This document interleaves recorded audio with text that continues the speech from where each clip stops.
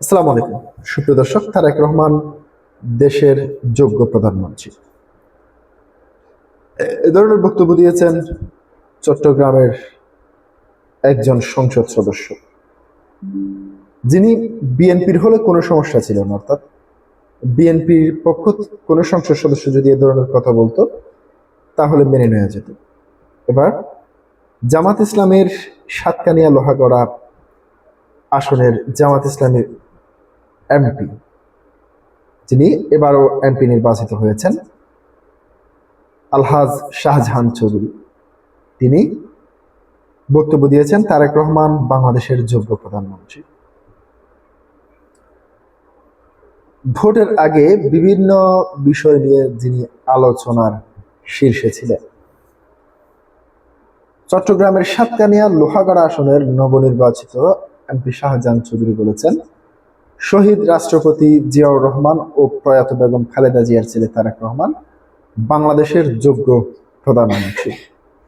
চট্টগ্রাম থেকে প্রধানমন্ত্রী তারেক রহমানের জন্য দোয়া করি এবং স্বাগত জানাচ্ছি। রোববার 1 মার্চ নগরের জিইসি কনভেনশন হলে চট্টগ্রাম মহানগর জামাতের ইফতার মাহফিলে বিশেষ অতিথির বক্তব্যে তিনি এইসব কথা বলেন। শাহজাহান চৌধুরী বলেন, অনেক ঘাত প্রতিঘাত ও জুলুম নির্যাতন পার হয়ে জুলাই আন্দোলনের রক্তের উপর বাংলাদেশের নতুন সরকারের পথ চলা শুরু হয়েছে। নতুন সরকারের এই পথ চলা আমাদের প্রধানমন্ত্রী তারেক রহমানকে বিরোধী দল থেকে সর্বাত্মক সহযোগিতা করব। চট্টগ্রামের 16 জন সংসদ সদস্য মিলে ঐক্যবদ্ধভাবে চট্টগ্রামকে সাজাতে চায়। চট্টগ্রামের ছেলে হিসেবে আগামীতে চট্টগ্রামকে দ্বিতীয় সিঙ্গাপুর হিসেবে গড়ে তুলতে চাই। চট্টগ্রাম মহানগর জামাত ইসলামীর সেক্রেটারি অধ্যাপক নুরুল আমিনের সভাপতিত্বে প্রধান অতিথি ছিলেন জামাত ইসলামীর সেক্রেটারি জেনারেল মিয়া গোলাম ফরওয়ার। বিশেষ অতিথি ছিলেন চট্টগ্রাম 9 আসনের এমপি আবু সুফিয়ান এবং চট্টগ্রাম সিটি কর্পোরেশনের মেয়র শাহাদাত হোসেন প্রমুখ।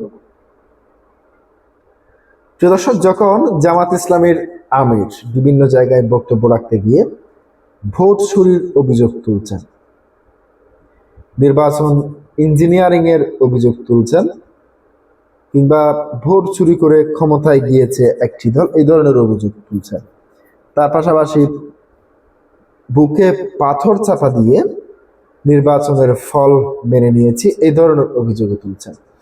তার পাশাপাশি এখনো পর্যন্ত আদালতে বেশ কয়েকটি নির্বাচনের ফল কারচুপির অভিযোগ তুলে মামলা করা হয়েছে। অনেক কেন্দ্রে ফল আবার যাচাই বাছাই করার জন্য বিভিন্ন কর্মসূচি হাতে নিয়েছে আদালত। সেই মুহূর্তে এই ধরনের বক্তব্য যেটি কতটুকু গ্রহণযোগ্য পাবে সে বিষয়টি নিয়ে বিভিন্ন মহলে প্রশ্ন উঠবে।